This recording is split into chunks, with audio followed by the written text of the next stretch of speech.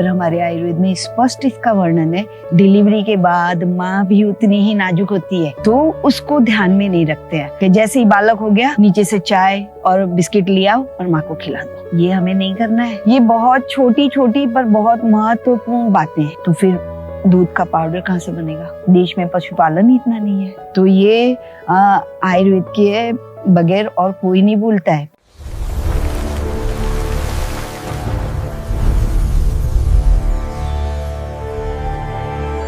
हरिओम। आज हम डिलीवरी के समय की बात करेंगे। डिलीवरी जब हमारी हो जाती है, नॉर्मल हो जाती है या ऑपरेशन से हो जाती है, उसके बाद में जो सावधानी रखनी होती है वहाँ हम चूक कर लेते हैं। जितना बालक उस समय नाजुक होता है, डिलीवरी के बाद माँ भी उतनी ही नाजुक होती है, उसकी जठरा भी उतनी ही नाजुक होती है, तो उसको ध्यान में नहीं रखते हैं। हम केवल बालक पे ध्यान रखते हैं। तो माँ का संभाल लेना बहुत जरूरी है। लगभग सभी दवाखानों में, है ना, सभी जगह ये एक ट्रेंड है कि जैसे ही बालक हो गया नीचे से चाय और बिस्किट ले आओ और माँ को खिला दो। ये हमें नहीं करना है। तो पूरा हमारे जठरा पे पहला कुठारघात होता है। हमें उसकी जगह क्या करना है? हमें मूंग सिद्ध, मूंग का पानी, पतली पतली मूंग या हमारे पाचन के अनुसार मूंग का पतला पानी, उसको घी से संस्कारित, घी से छौंका लगाना है। वो भी जीरा, हींग, हल्दी, नमक, ये वाला, और माँ को तुरंत पिलाना है, ताकि बालक हो जाने के बाद माँ को जो एकदम से खड्डा पड़ जाता है, एकदम से कमजोरी महसूस होती है, उस समय उसको पिला देने से, क्योंकि उसमें घी है, तुरंत उसको एनर्जी भी आती है। मूंग का पानी है, वो एकदम सुपाच्य है। जैसे मैं पानी पीती हूँ तो पानी को थोड़ी मैं पचाने बैठती हूँ, पच जाता है। वो तुरंत ही मूंग का पानी है, वो तुरंत आंतों में अवशोषित हो जाता है और तुरंत माँ को ताकत लगती है कि जैसे ही कहीं जगह खाली होती है वहाँ पे तुरंत वायु भर जाती है।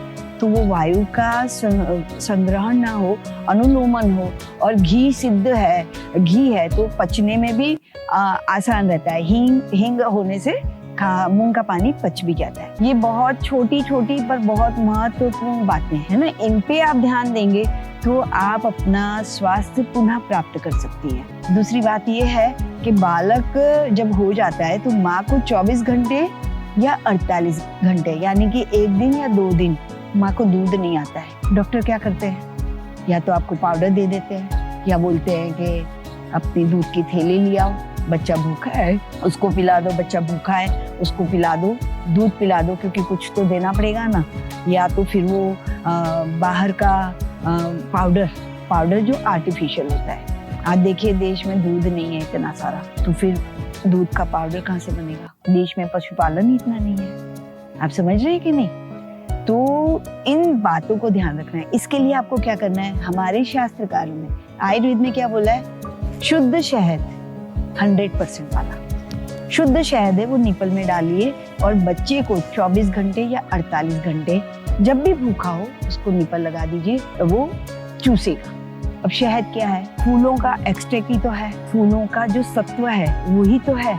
तो बालक को पूरा आत्मसात हो जाता है, उससे उसकी आंतें भी साफ होती है और उसको सारे मिनरल्स मिलते हैं। तो ये आयुर्वेद के बगैर और कोई नहीं बोलता है, पर हमारे आयुर्वेद में स्पष्ट इसका वर्णन है कि 2 दिन तक, 1 से 2 दिन तक बच्चे को जब जब भूख लगे तब आप शहद दीजिए। शहद कोई नुकसान नहीं करता है, ना गर्म पड़ता है, ना चिपकता है। ऐसे कई लोगों का मैंने सुना है, ऐसा कुछ भी नहीं करता, बहुत अच्छा होता है। माँ को दूध नहीं आता हो तो 2 दिन तो इसी तरह से कर ले। और माँ को जब डिलीवरी हो जाती है, चूंकि माँ को डिलीवरी हो गई और पेट खाली हो गया, तो माँ को 3 घंटे के बाद, डिलीवरी के बाद, भोजन के बाद उसको पट्टा जरूर से पेट पे बांधना चाहिए, खींच के बांधना चाहिए, ताकि हवा ना भरे। आज हम ये सब भूल गए। पहले के जमाने में पट्टा बांध दिया जाता था, कस के लपेटा किया जाता था, ठीक है ना, ताकि वायु ना भरे। आपने देखा ना, डिलीवरी के बाद में पेट फूला हुआ होता है, हमेशा के लिए रह जाता है, तो वो ना रहे उसके लिए करना पड़ता है। कान में रुई डाली जाती है, स्कार्फ बांधा जाता है, क्योंकि माँ को बच्चे से भी ज्यादा वायु का प्रकोप होता है। ये सब स्थान है, कान है, नाक है, ठीक है ना, पेट है, वो वायु का स्थान है। वायु भर जाती है और वो परमानेंट रहती है। वायु का अनुलोमन हो और वायु को जीतने के लिए ये करना होता है। माँ जब भोजन कर ले तो 1 आध घंटे के बाद में, 2 घंटे के बाद में, 2.5 घंटे के बाद में फिर से वो पट्टा बांध लेना होता है।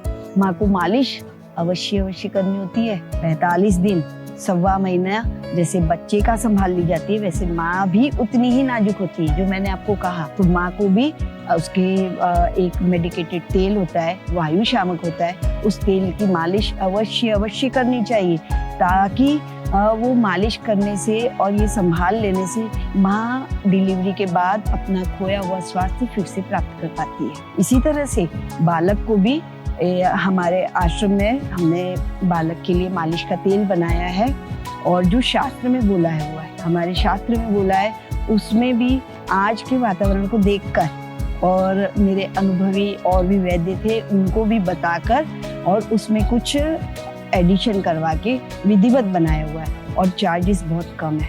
आज बाजार में जो तेल मिलता है वो किस प्रकार का होता है? आर्टिफिशियल होता है, उसमें ये सब चीजें डाली भी नहीं होती है। तो ये सब चीजें डाली हुई से मालिश पहले दिन से करनी होती है। जैसे डॉक्टर बोल देता है कि अभी नहीं मालिश कराओ, मालिश का महत्व कितना है? मालिश करना यानी बच्चे को पूरा एक कसरत हो जाती है, पूरा शरीर में उसका खून का जो परिभ्रमण है, क्या बोलते हैं, संचार, रक्त का संचार अच्छे से हो जाता है।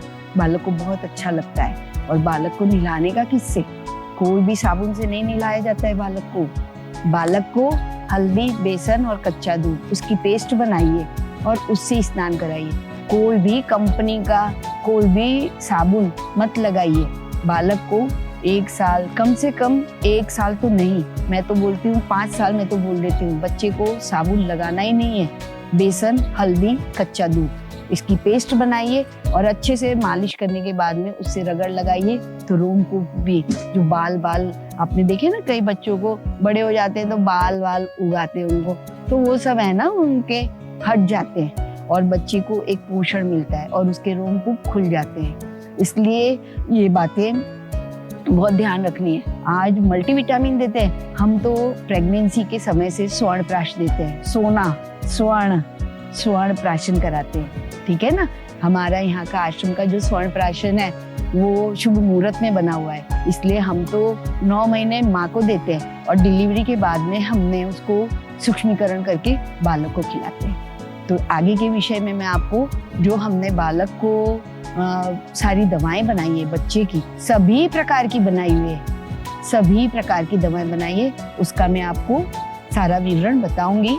आप चैनल को सब्सक्राइब कर लीजिएगा, क्योंकि ये क्रम अभी चलने वाला है, तो आपको सब कुछ मिलता रहे और आपकी जानकारी बढ़े और लोगों तक भी ये सही जानकारी जानी चाहिए।